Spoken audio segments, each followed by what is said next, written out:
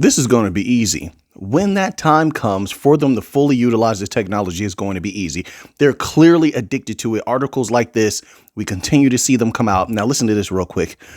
Bank of England. Who works with the Bank of England? Ripple. At least I don't know if they're currently working with the Bank of England right now. I know they've worked with them multiple times. Ripple and Quant. Now, Quant, here's the interesting part.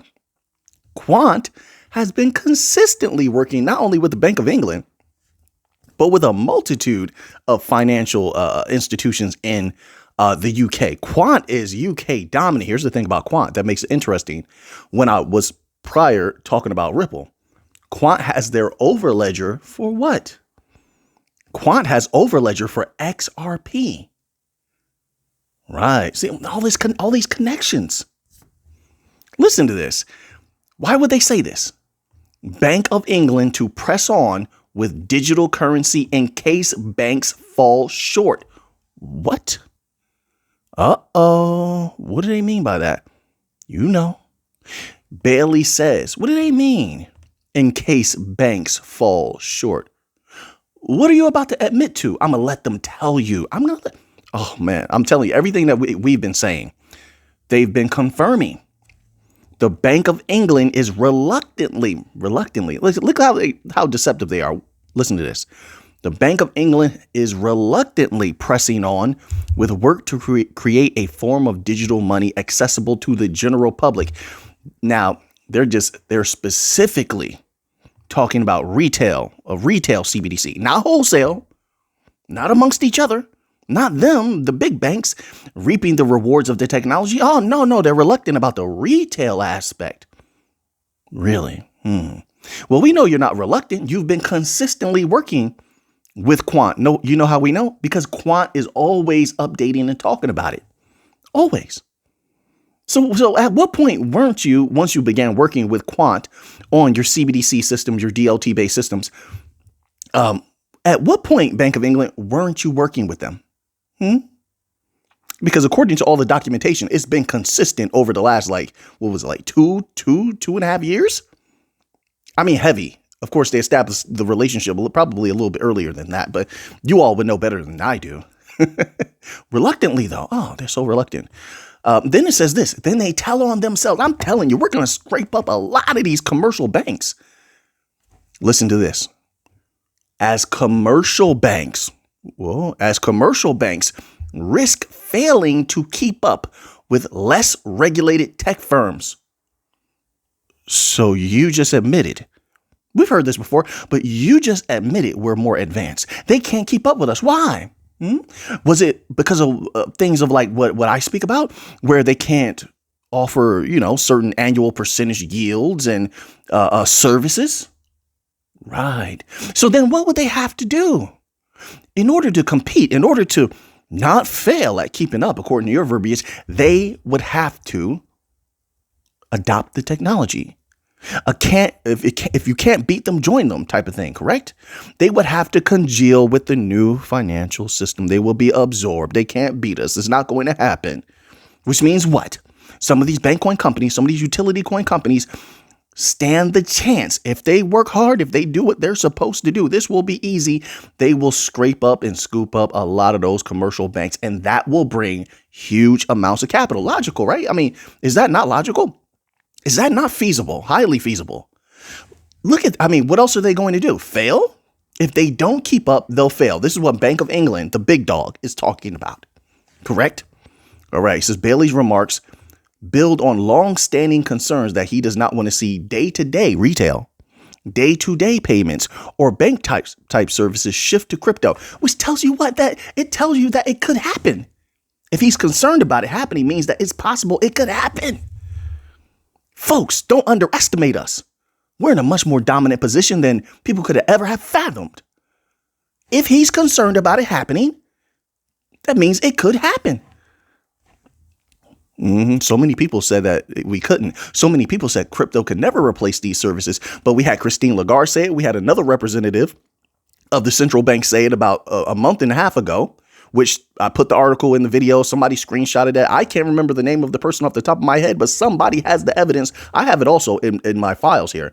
I just haven't pulled it up, but someone else said it. Now we have this Bailey from the Bank of England saying it. We're dominant, folks. Accept it. I mean, you don't have to do anything. And this is not financial advice. We're in the driver's seat now. We were in the passenger seat for a while. At least they pretended to be. We're in the driver's seat now. There's big money plays. That means in the future, probably about 2 explosions. Now, did you watch that members only video I just dropped the other day?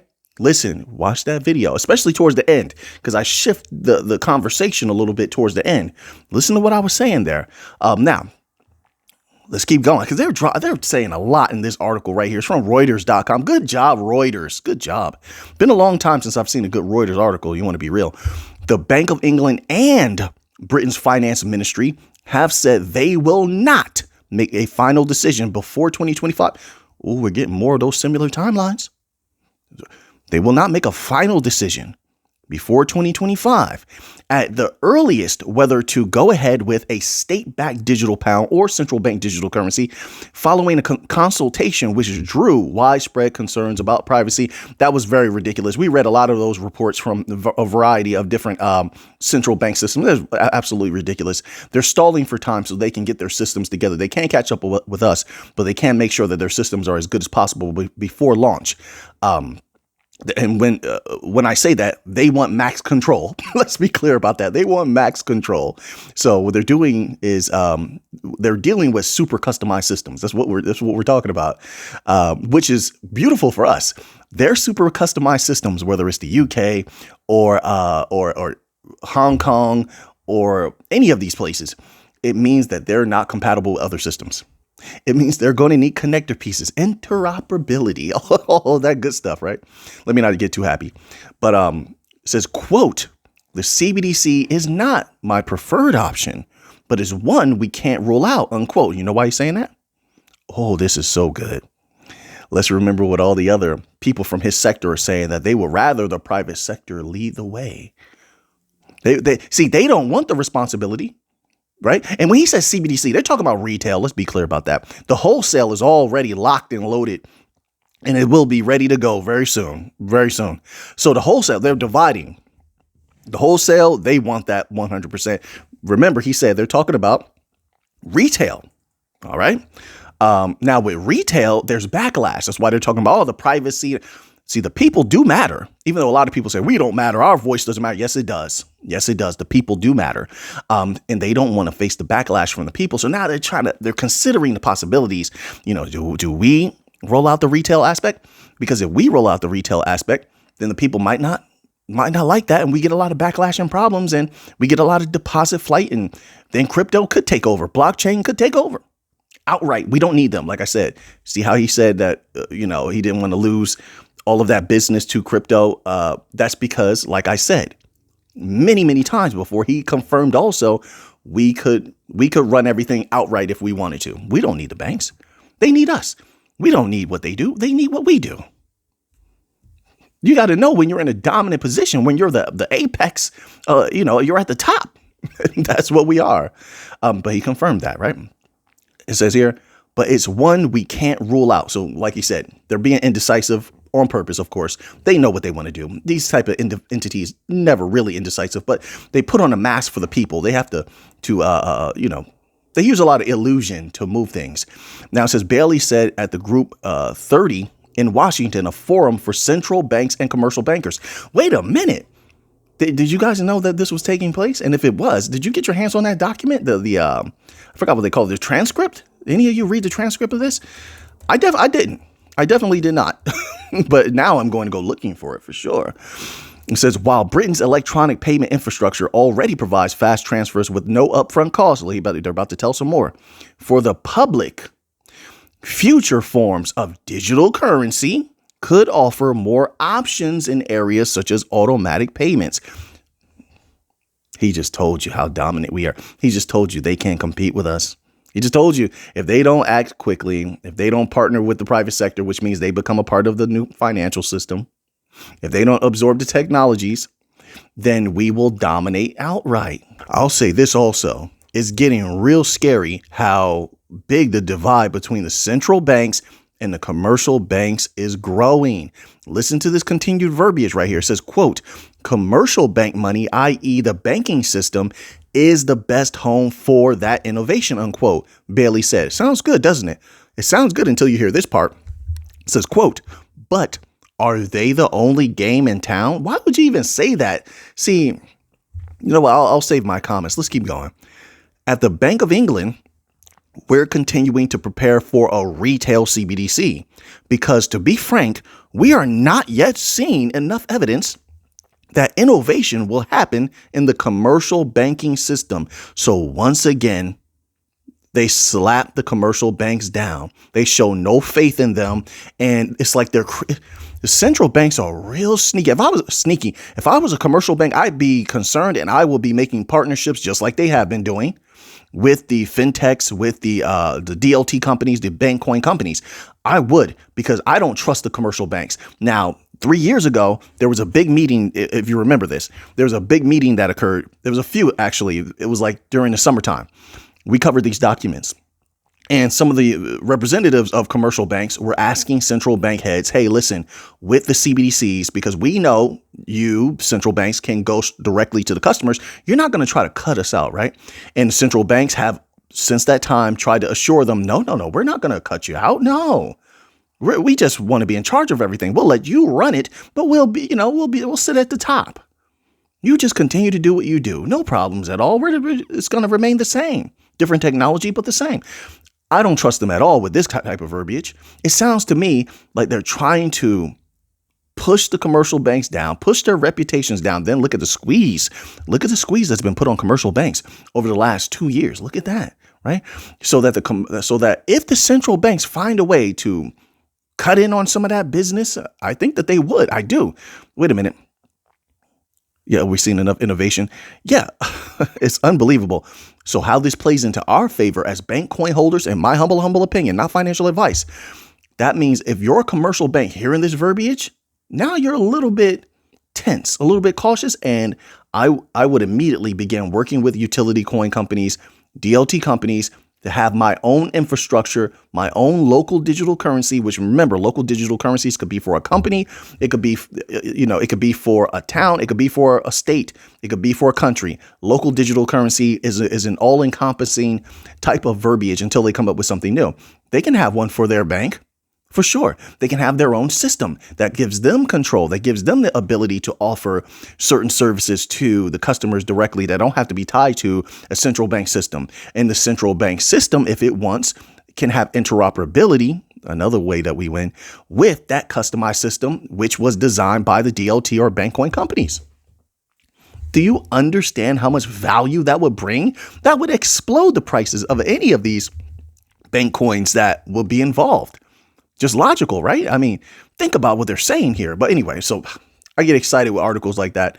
It's rare you see things like this, but make sure you check that out. Reuters.com. The article was titled Bank of England presses on with digital currency in case banks fall short. That's an insane thing to say. Fall short. Wow. You just showed publicly a lack of faith in what's supposed to be your own system. Something's coming, folks. Something big is coming. I'm telling you. All right. So now we're going to move on here. And once again, remember, in England, in the UK, and specifically with the Bank of England, Ripple has worked with them plenty of times, and Quant continuously has been working with them. All right. So now we have this article here. I'll just read this little tidbit. Ripple CEO confirms IPO not a high priority, but provides a new timeline for what? A new timeline for what? A new timeline for potential offering. All right. They keep asking him. He keeps telling everyone no. In an interview with the Thinking Crypto podcast, host Tony Edward asks about the possibility of going public if the regulatory environment improves next year. Garling House made it clear that an IPO is not currently a major focus for the company. An IPO has not been a high priority for us, quote unquote, he said. It says why Ripple is not prioritizing the IPO has to do with all the SEC stuff, correct? I mean, that's what they said before. Garling House explained that most companies pursue IPOs primarily to raise capital. But Ripple is in a unique position where financial strength is not an issue yet because they hold in tons of XRP. Once again, it's another reason why they want. Look at what he just said. They're telling a lot lately, which tells you that they have a vested interest in XRP exploding. That's good for Bankcoin holders. That means Ripple will continue to push XRP everywhere. They want that price to go up. There's more money for them to work with. So much that they have right now, even though XRP's price is not insane right now, so much that they have right now that they don't even have to worry about doing an IPO. Right. See, we're on the same wavelength, the same vibration. What else do people say? We're here. Remember that from the 90s? We're here. We had a lot of good little things in the 90s and the early 2000s and in the late 80s as well. Anyway, so primarily to raise capital, but Ripple's in a unique position. He pointed out that Ripple has been able to make key acquisitions and continue. Why did he raise that? Why did he bring that up? Key acquisitions. You mean like Archax with them? Aren't they the ones with the real world asset tokenization? You mean like the other one with the custodying services? Then all of a sudden, the last 2-3 weeks, we read multiple articles where central banks and other commercial banks are talking about how big custodying services are going to be when it comes to banking. You mean like that? Because I've definitely been paying attention to that. But why be vague about this? Why just say that and be very obtuse about it? Maybe I'm looking too much into it. Maybe I'm not. It's up to you to decide. It says, he pointed out Ripple has been, okay, so key acquisitions and continue investing in various projects. What does that have to do with the question? See how she's trying to tell you something. He went off from the question, answering the question. He's just telling you something now. So for you to unravel it, right? It says here, without the immediate need to raise additional funds. Oh, I see what he's doing now. You see, he's flaunting their power. He's saying, listen, we haven't had to do that. We have enough capital to work with. And on top of that, more importantly, we've been making partnerships. These are the partnerships. And even though he was obtuse, we know some partnerships. That's just the ones they could tell us about. That's not even the big ones that have NDA signed. If there's something big, I'm going to tell you right now. Let me tell you something. In all industries, I've worked in a few. They were good ones too, and I did well. Let me tell you something. When it's something big, NDAs come out. Oh, no, we're working on this project. You can't talk about this right here. Nope, you can't talk about that here. We're just going to work on it, get it done. That's how I'm telling you. I'm telling you. So that's how we know that the big ones have not been announced yet. Just wait. Oh, man, I can't wait. So now let's move on here. Ooh, a little bit of Chainlink news. I told you Chainlink was bullish. Now, all of a sudden, everybody's not afraid of going to talk about Chainlink now. Chainlink is bullish now. It's been bullish for quite some time. They've been building and building and building. It's good to see these things earlier on when those prices are super low, But analyst says Chainlink price set for quadruple digit breakout after CBOS 2024. Of course, this is just someone's opinion. Now, this is not financial advice. That they're not a psychic, but I don't have a price on Chainlink. I don't do prices much. But I just know the potential is there for it to skyrocket. How high? I don't know. I just hope it goes extremely high. That's how I feel. I think that's me being realistic or real with myself, So now Chainlink price, does that make sense? Chainlink price could be eyeing a phenomenal breakout following its recent recovery from weekly lows. Following this, a crypto researcher. Oh, who's the crypto researcher? Why didn't you say their names? Give them some credit. Anyway, following this, a crypto researcher has said that Link, quote, quote, quadruple digit price, unquote, is inevitable in the long run. I like how you should have told us who this is because I like how this person thinks. The bold forecast coincides with the last day of the CBOS 2024 conference held in China, where Chainlink's founder gave a game-changing keynote, really, on breakthrough products and progress from the blockchain protocol. That's what made you bullish. That whatever he said, maybe it was that powerful.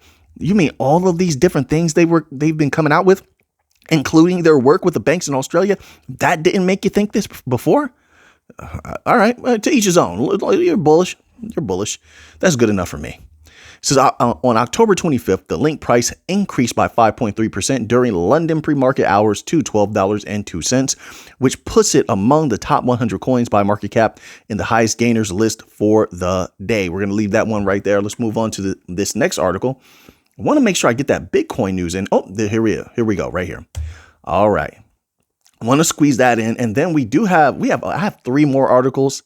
So we may not get to them all, but after this Bitcoin article, I definitely want to try to get gold and silver into the video. So now, this article is titled, "What Happens to Bitcoin Price If Microsoft Shareholders Vote to Buy Bitcoin?" Really, I didn't even know that was something going on. Microsoft's upcoming vote on whether or not to build a Bitcoin position is just another sign of corporations and institutional investors' growing interest in Bitcoin. I told you, they're all creeping in. They all want a piece. And once they all get in position, they're ready to flip that switch. Boom. You get that media push. There's too many big actors involved, and these entities own the media. They say when they say when the media can go. It says here, on October 24th, a filing by Microsoft Corporation with the United States SEC revealed an unexpected item on the agenda for its upcoming annual shareholder meeting on December 10th, alongside routine votes such as the election of directors, the ratification of its independent auditor, and reports of AI misinformation. Okay. One proposal stood out in, quote, assessment of investment in Bitcoin, unquote. Interestingly, Microsoft's board recommended shareholders vote against it. Well, we're going to see if they obey or not. As of its second quarter 2024 financial report, Microsoft held $76 billion in cash. Really? Isn't that interesting? They got a little cash on the side. That ring any bells? They've all been saving up. Let them keep exposing themselves. What are they saving up for? Oh, so they've had this cash on the side. Now, all of a sudden, they're interested in Bitcoin. Interesting. What else are they interested in? You do know there's more ETFs coming, more clarity coming. Says, an equivalence. If shareholders pushed the company to allocate even 10% of that to Bitcoin, it would represent a massive $7.6 billion investment. I like the sound of that. I'm just hearing cha-ching all in my ears right now, just in my mind, into my mind. Somebody out there is like, wait, what was that? I heard cha-ching also. We're just similar like that. You know, we're just cool like that. At an average price of $73,000 per Bitcoin, this would translate to 104,109 BTC, nearly 11 times the amount held by Tesla, which currently amounts to 9,720 BTC. That's it? That's all that Tesla has? I don't know why. Why did I think it was more? They sold a lot over the years as well, right? It says, while this figure, not that it matters, doesn't matter at all. I just want all these companies to hold Bitcoin. Let all of them hold it. Let them skyrocket the price. Right? We take that money right from them. Yeah, they're going to hand it over for sure. It says, while that's just how I feel. It's not a guarantee. You know, anything can happen. While this figure would be substantial, it would still trail behind MicroStrategy's aggressive accumulation strategy, which has resulted in holdings of 252,220 Bitcoin. Whoa, wait a minute. Whoa, MicroStrategy. Let's go. Let's end off here with a little bit of gold. Wee bit of gold and silver. Just a wee bit. A little bit. So now, gold and silver prices. What to know going into November. Remember, the profits made in November, the uptick. Where'd I get that from? I altered it a bit. Where'd I get that from? The uptick in the precious metals market has captured widespread attention over the past year, demonstrating remarkable strength that has caught many market observers off guard. The sustained bull run has defied early predictions, and not mine. I said gold and silver were bullish for the last 2 years. I said they were bullish. They were going to go up. And they have. Oh, I forgot. You see these article writers. They don't like the little YouTubers. They don't like us. But we were right. Oh yeah, I wasn't the only one. But I'm one of the early ones. I'm going to tell you that right now. I was one of the early ones. I told you. The sustained bull run has defied early predictions and continues to generate significant returns for investors who positioned themselves in this sector, with both gold and silver posting impressive gains throughout 2024. Gold in particular has been breaking records with unprecedented frequency this year, rewarding early investors with substantial returns that have outpaced many traditional investment vehicles. A little arrow in my chest, my apologies. This powerful upward momentum has been matched by silver's performance, which has seen its own impressive price appreciation since the beginning of the year. You haven't seen, and when it comes to silver, you haven't seen anything yet. Silver, heavily suppressed. Wait until that price explodes and goes up. Just my humble opinion, not financial advice. Not financial advice, just my own opinion. That's how I feel. Which has seen its own impressive price appreciation since the beginning of the year, attracting a new wave of investors seeking to capitalize on the precious metals boom. It says, however, the economic landscape is showing signs of transformation as we approach the final weeks of the year. Inflation has been cooling rapidly. Really? What numbers you going by? You want to play that game? And the Federal Reserve's first rate cut in September has triggered a shift in market dynamics. Yeah, somewhat. Light effect, in my humble opinion. Could have been more. It says, with interest rates starting to decline. And then there's the whole thing of them possibly slowing it down or lessening what they're doing. We'll see. We'll see what happens. With additional Fed rate cuts anticipated for the coming months, these monetary policy changes could influence precious metals prices going forward, not more than geopolitical tensions. Not more than banks going down and bad bank news. Not more than that. But we shall see. As a result, there are a few things to know about gold and silver prices going into November. I think we all know the major catalyst: geopolitical tension, Fed rate cuts, pretty much the other stuff that they said, bank collapses, etc., monetary policy. That's another thing. We're going to see how, some of these meetings go coming up about monetary policy, and then we'll know a little bit more. We'll know, I'm bullish on gold long into the future, silver as well. Platinum, I'm always in the middle because platinum is all over the place. But, we shall see. We shall see. But I'm bullish long term.